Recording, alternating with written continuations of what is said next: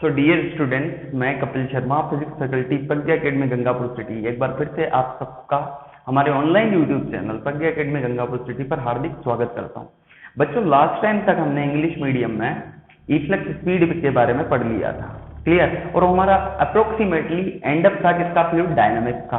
आज हम थोड़ी बहुत बची हुई बातें करेंगे और कुछ न्यूमेरिकल सॉल्व करेंगे, और this will be almost the last lecture of fluid dynamics. It means the fluid mechanics will be complete. We will be completing today after this lecture. Okay. So last time जो हमने देखा था कि कोई अगर मान लो कि फ्लूइड फील्ड कंटेनर है, क्या है फ्लूइड फील्ड कंटेनर, मतलब जिसमें कोई फ्लूइड भरा हुआ है, और ये कोई सिलेंड्रिकल कंटेनर है। यदि सिलेंड्रिकल कंटेनर का बेस एरिया बोल दो या फिर ये वाला एरिया बोल दो, यदि यूनिफॉर्म है, सिलेंड्रिकल कंटेनर है, इसका एरिया यदि A2 है, और यदि हम यहाँ पे क्या क्रिएट कर दे, कोई होल क्रिएट कर दे, कोई शार्प होल, और इसका एरिया यदि A1 ले, और यहाँ से यदि इस लिक्विड की हाइट अगर h है, समझ गए, तो यहाँ से जो लिक्विड बाहर आता है उसे इफ्लक्स स्पीड बोला जाता है, और जो इफ्लक्स स्पीड होती है वो होती है √2gh, provided the A2 is much larger than A1। ऐसा हमने लास्ट टाइम पढ़ा था, क्लियर। और यदि दोनों कंपेरेबल हों तो फिर याद है ना, √2gh upon bracket A1 square, A1 by A2 का होल स्क्वायर -1, वो वाला फॉर्मूला लगाएंगे। और ये फॉर्मूला कब लगाएंगे, जब A2 is much larger than A1। और बेसिकली हमारे काम का फॉर्मूला यही है, क्लियर। तो ये हमने लास्ट टाइम पढ़ा था, इसे इफ्लक्स स्पीड बोला जाता है, क्लियर। इसे इफ्लक्स स्पीड बोला जा सकता है, और हम यहाँ से जो कंक्लूजन दे सकते हैं, क्या कंक्लूजन दे सकते हैं कि V is directly proportional to √h, V is directly proportional to √h। इसका मतलब जो इफ्लक्स स्पीड है, इफ्लक्स स्पीड, वो efflux speed is directly proportional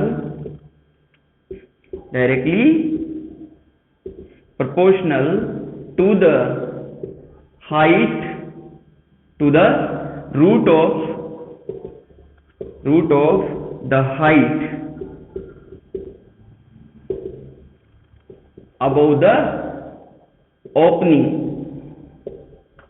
height above the opening, और height किसकी, of fluid, height of fluid above the opening, clear. जो efflux speed है वो किसके डायरेक्टली प्रोपोर्शनल होती है, वो होती है root of the height of fluid above the opening. मतलब जो इफ्लक्स स्पीड है वो √h के डायरेक्टली प्रोपोर्शनल होगी, जहां पे h क्या है, ये जो ओपनिंग है, जो होल है, ओपनिंग का मतलब होल, यूं समझो होल, इस होल पे जितनी हाइट है किसकी, फ्लूइड की, उस हाइट के डायरेक्टली प्रोपोर्शनल होगी, क्लियर।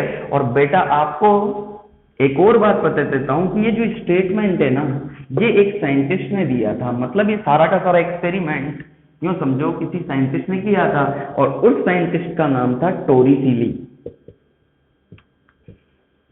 क्या नाम था उसका, टोरिसेली। इसीलिए इसे टोरिसेली थ्योरम भी बोला जाता है। क्या बोला जाता है, टोरिसेली थ्योरम। तो Torricelli theorem is related to efflux speed. तो टोरिसेली थ्योरम के बारे में अगर मैं आपसे बोलूं कि first it is related to efflux speed, and second its statement is this one, efflux speed is directly proportional. मैं आपको फिर लिख देता हूं, statement is according to this theorem, according to this theorem, the efflux speed from the sharp hole in fluid filled container is directly proportional to the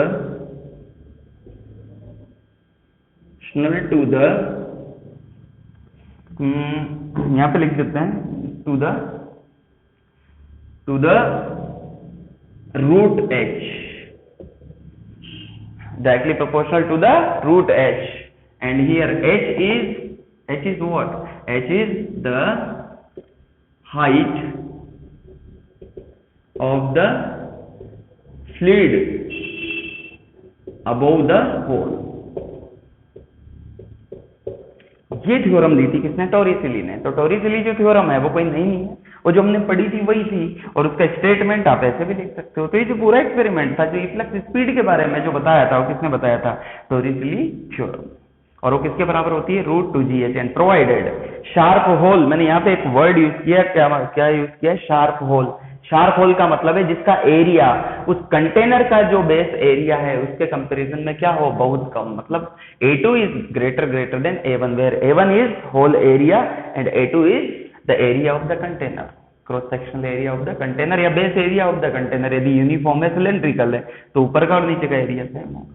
clear? तो ये टॉरिसेली theorem के बारे में आप जानकारी रखें, आपके काम आ सकती है। क्लियर? एक और बात यहाँ पे जो ध्यान रखना है योग्य है वो क्या है, आप इसे नोट कर लेना।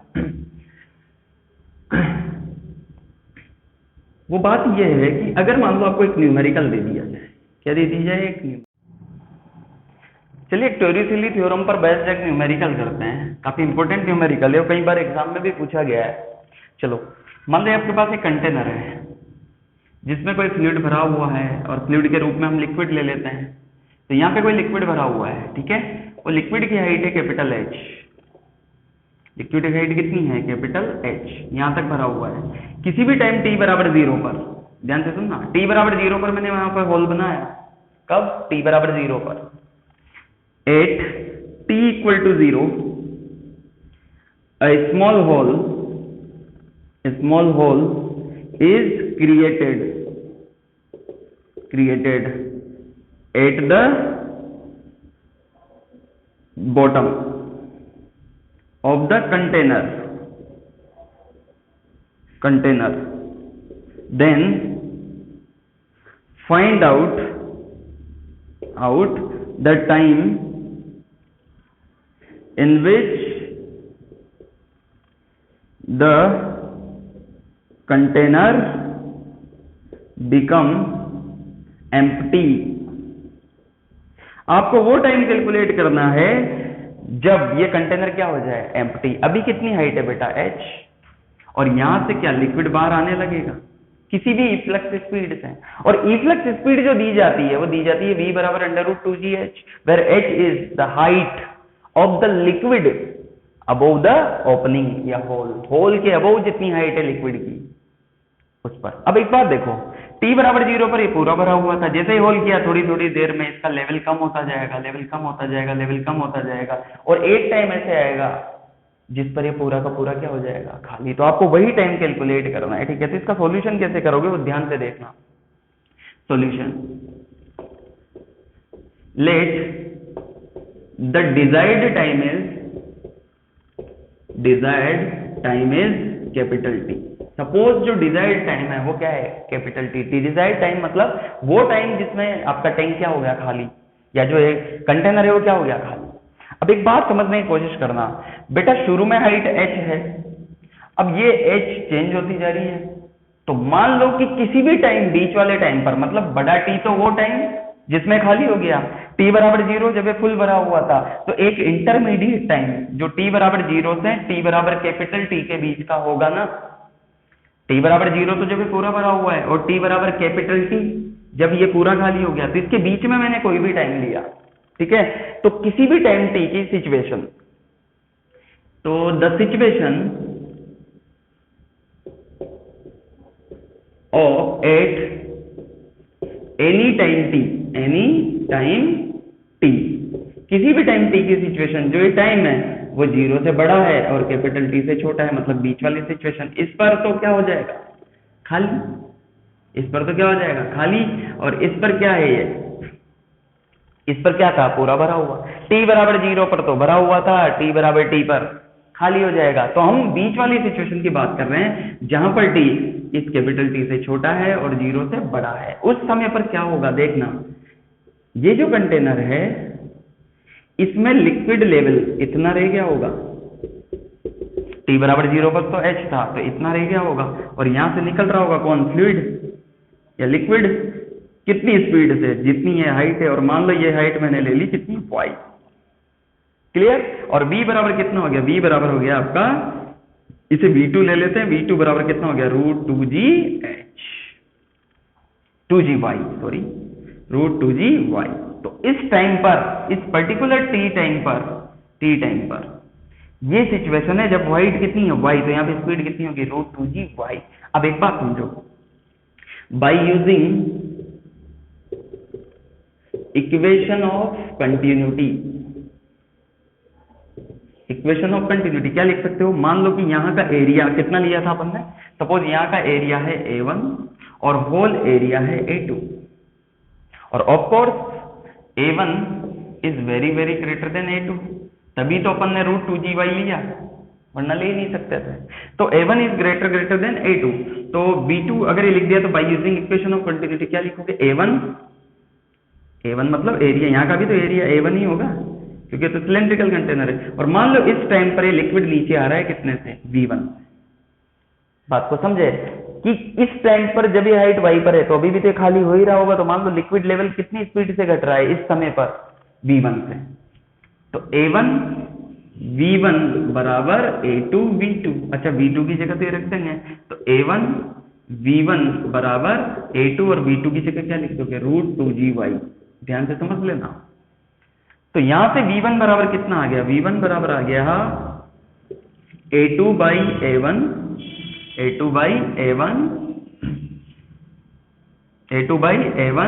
Into √2gy। अच्छा V1 क्या है, V1 is the speed with which the level of the liquid decreasing. V1 क्या है, V1 इज द स्पीड और velocity with which the level of the liquid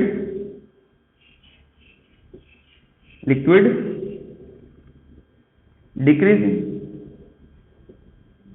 और बेटा जो ये V1 है ये भी तो टाइम टू टाइम चेंज होगी, क्योंकि जैसे जैसे लेवल घटता जाएगा ये चेंज होगा तो ये भी चेंज होगा, क्योंकि A1 V1 बराबर A2 V2। भाई V2 चेंज हो रहा है, V2 यदि y का फंक्शन है तो A2 V2 चेंज हो रहा है तो A1 V1 भी चेंज होगा। भाई एरिया चेंज नहीं होगा तो V1 तो चेंज होगा। तो ये V1 इस टाइम की, किस टाइम की, t टाइम की।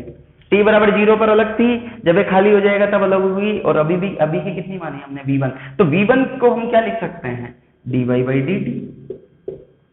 वेलोसिटी को क्या लिया जा सकता है, वेलोसिटी मतलब वर्टिकल है ना, तो y rate of change of y तो V1 है, वह स्पीड जिससे level of the liquid decreasing. तो level of the liquid decreasing, तो लेवल अभी कितना है y, और y जिस रेट से डिक्रीज कर रहा है वही तो स्पीड V1 है। अच्छा एक बात बताओ, ये डिक्रीजिंग है तो ये रेट कैसी होगी, नेगेटिव या पॉजिटिव, तो यहाँ पे क्या आ जाएगा माइनस।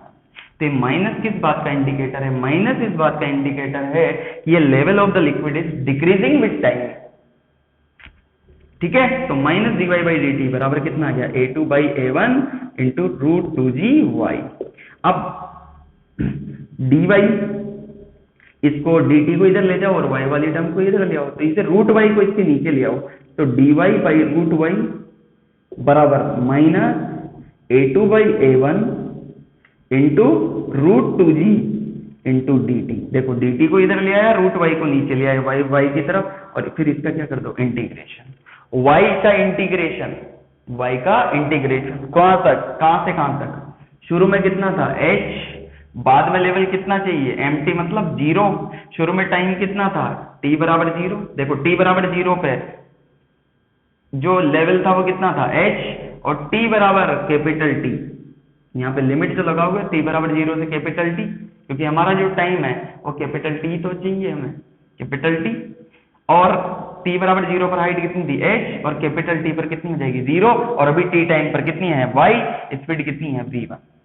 अब इसका हमें क्या करना है, इंटीग्रेशन, और जब आप इंटीग्रेशन कर लोगे ना तो फिर वो टाइम निकल आएगा। क्लियर। तो ये पूरा प्रोसीजर है, शुरू में ऐसा था, t टाइम पर खाली हो जाएगा, तो अभी बीच की सिचुएशन देखेंगे ना, तो बीच में मान लो यहाँ पे कितने स्पीड से लेवल गिर रहा है V1 से, यहाँ से कितने से निकल रहा है V2 से, V2 को क्या लिख दोगे, √2gy फ्रॉम टोरिसेलियस थ्योरम।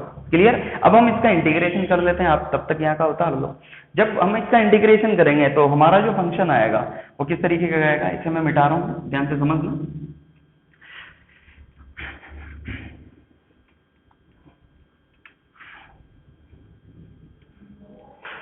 अब जब आप इसका इंटीग्रेशन करोगे तो 1/√y को ये भी तो लिख सकते हैं ना बेटा, क्या y की पावर -1/2 h से लेकर 0 तक बराबर -a2/a1 इंटू √2g, ये तो कांस्टेंट है, और dt का इंटीग्रेशन t, लिमिट लगा दो कहां से कहां तक, 0 से कैपिटल T तक, लिमिट रख देंगे बाद में। y की पावर -1/2 का इंटीग्रेशन y की पावर -1/2 + 1 अपॉन -1/2 + 1 h से 0 तक, और इधर कितना आ जाएगा -a2/a1 √2g into t - 0, limit रखा तो जब ये आ जाएगा ना तो देखो -1/2 + 1 क्या हो जाएगा +1/2, 1/2 का 2 कहाँ चला जाएगा ऊपर, तो यहाँ कितना बचा 2 y की पावर 1/2, क्योंकि -1/2 + 1 ये 1/2 ही होगा। लिमिट h से 0 बराबर -a2/a1 इंटू t। तो बेटा यहाँ से t बराबर कितना हो जाएगा, अरे t बराबर इधर a1 आ जाएगा, इसके नीचे a2 आ जाएगा, तो कितना हो जाएगा -a1/a2, a1 इधर ले आओ, a2 नीचे आ जाएगा, a2 और √2g भी नीचे आएगा, 2g क्लियर। और कितना आया, यहाँ पर लिमिट रखो, इंटू 2 भी बाहर ले लो, इसमें लिमिट रखोगे तो क्या आएगा 1/2 माइनस h की पावर 1/2, लिमिट रख के देख लो आप लोग। तो यहाँ पे कितना आया देखो, t बराबर 2a1/a2। अब देखो ये 0 के पावर 1/2, ये तो 0, ये माइनस माइनस क्या हो जाएगा प्लस, इंटू रूट, और h की पावर क्या हो जाएगा √h अपॉन √2g जो नीचे आ रहा है, क्लियर। तो ये आपका डिजाइन से ये √2 टाइम्स कट जाएगा, देखो इस √2 से √2 टाइम्स, तो आपका आंसर कितना आया a1/a2, ये तो बाहर √2 इंटू √2h और बटे में g √2h/g। ध्यान देना इस रिजल्ट पर, क्लियर। देखो इसे, ये इंटीग्रेशन है पूरा, ये आपको आना है।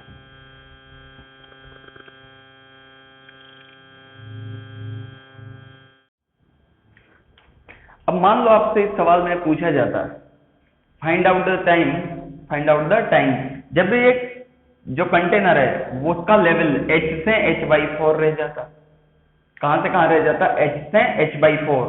तो यहाँ पे केवल चेंज कहां पे आता है, इस जगह पे, ये जगह जब h है, क्या है h, और हमने इसको कहां तक किया, खाली कर दिया, कहां तक कर दिया, खाली, पहले वाले सवाल में। अब आपसे पूछा गया कि यदि h से h/4 रह जाए तो यहाँ पे लिमिट h t बराबर 0 पर, और मान लो आपका टाइम t है, तो इस t टाइम पर ये लेवल 0 हो जाए या h/4 रह जाए, तो फिर इस जगह पे कितना आ जाता h/4।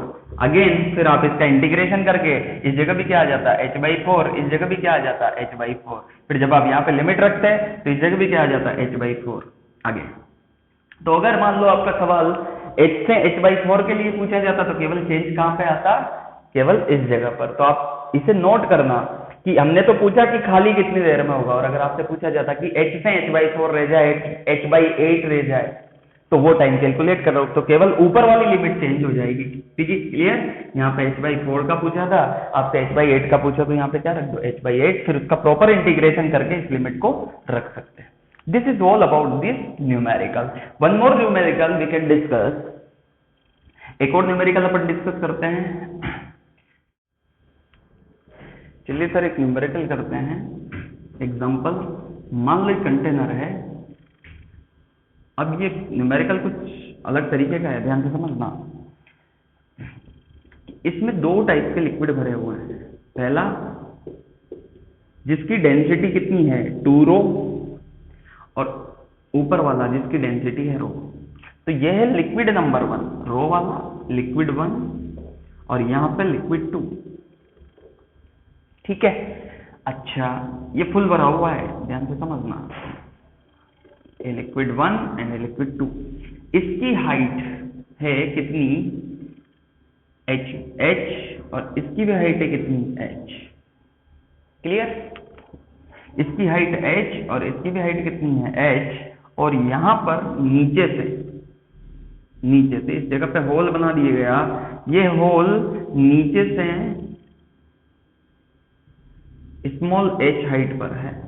कितनी हाइट पर है? Small h। क्लियर। क्या बोला मैंने?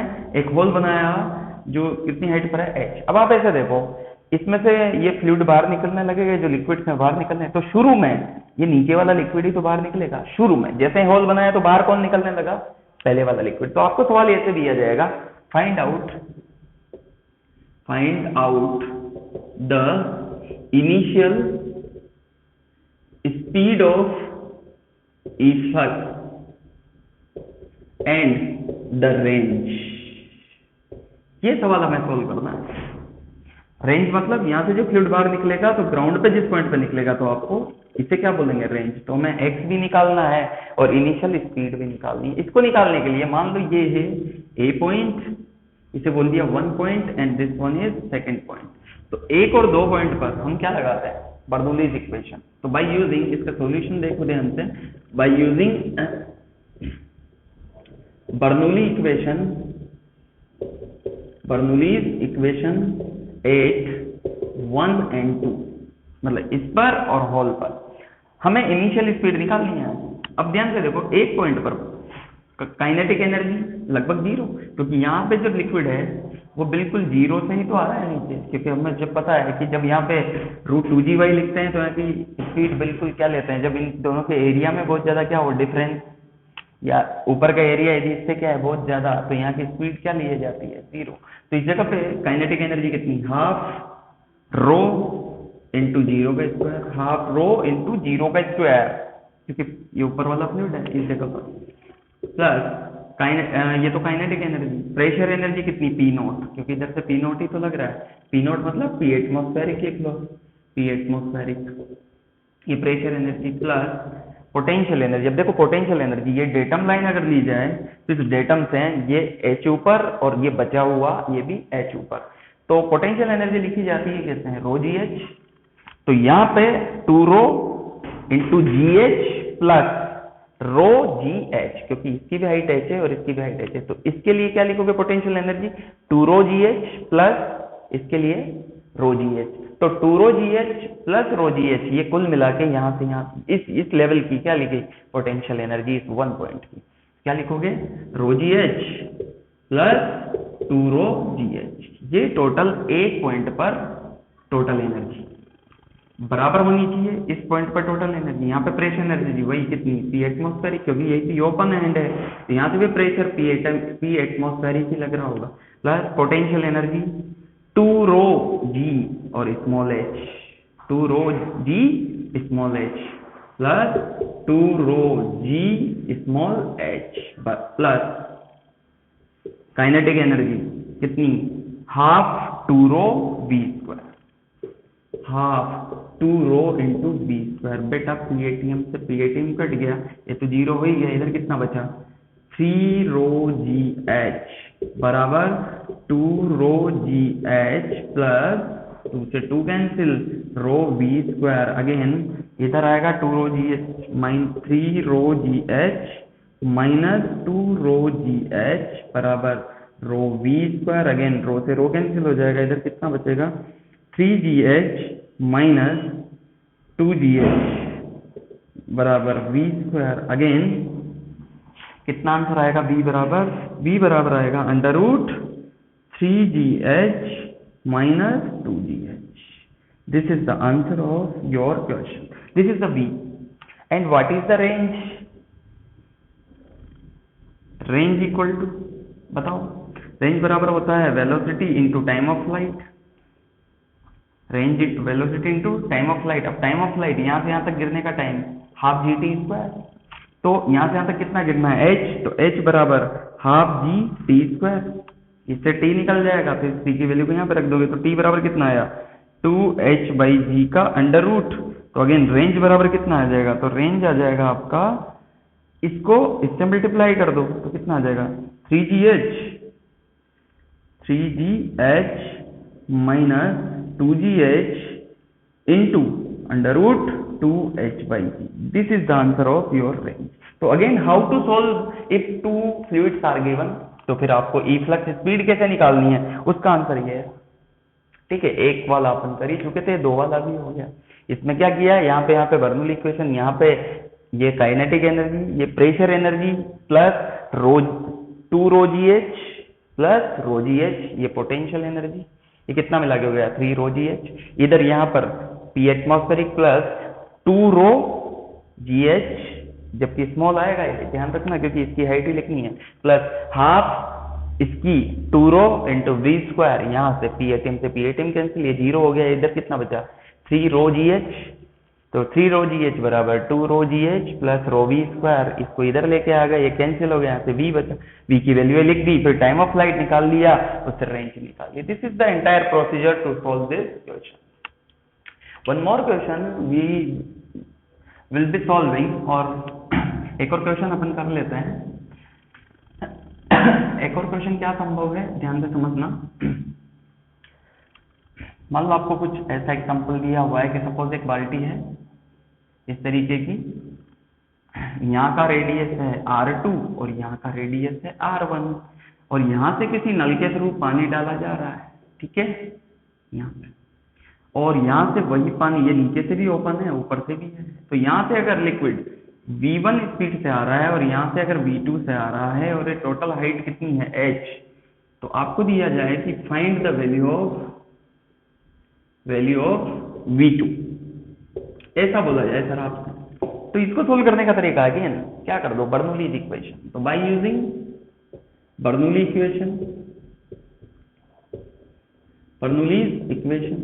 इक्वेशन यूज करके V1 और ये V2, तो यहाँ पे बर्नौली इक्वेशन क्या होगी, पोटेंशियल एनर्जी, मान लो डेंसिटी कितनी है रो GH, डेंसिटी कितनी है रो GH, तो क्या लिखोगे रो GH plus half rho V1 square, एक पॉइंट पर total energy plus potential plus pressure energy P atmospheric, तो यहाँ पे P एटमॉस्फेरिक ओपन है इसलिए, बराबर 2 पॉइंट पर पोटेंशियल एनर्जी 0 क्योंकि इसी लेवल से हमने ली है, तो ये लेवल तो यहीं पे आ गया ना, प्लस हाफ रो, यहाँ पे कितना आ जाएगा V2 स्क्वायर, प्लस यहाँ पे भी P एटमॉस्फेरिक ही तो लग रहा है, P एटमॉस्फेरिक से P एटमॉस्फेरिक, इधर कितना बचा half rho V2 square equal to rho GH plus half rho V1 square.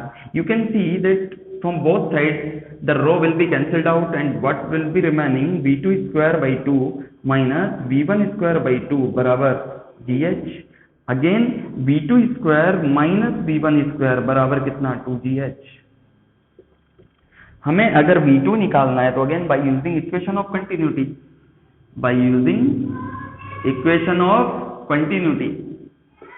Equation of continuity क्या बोलती है, A1 V1 बराबर A2 V2, A1 कितना पाई R1 स्क्वायर, तो पाई R1 स्क्वायर इंटू V1 बराबर पाई R2 स्क्वायर इंटू V2, तो again पाई से pi cancel, V1 by V2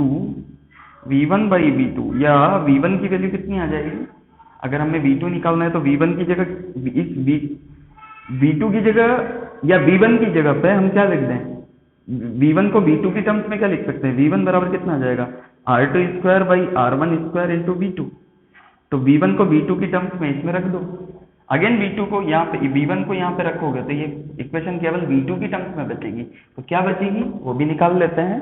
तो यहाँ पे कितना बचेगा, देखो V1 की जगह यदि ये V2 की टर्म्स में रखोगे तो क्या बचेगा, ये बचेगा आपके पास V2 square minus R2 square by R1 square into V2 का होल स्क्वायर। ध्यान से समझना, ये पूरा स्क्वायर है तो V1 की जगह वैल्यू रख रहा हूं मैं, तो क्या आ जाएगा R2 square by R1 square into V2 का ये होल स्क्वायर बराबर 2GH।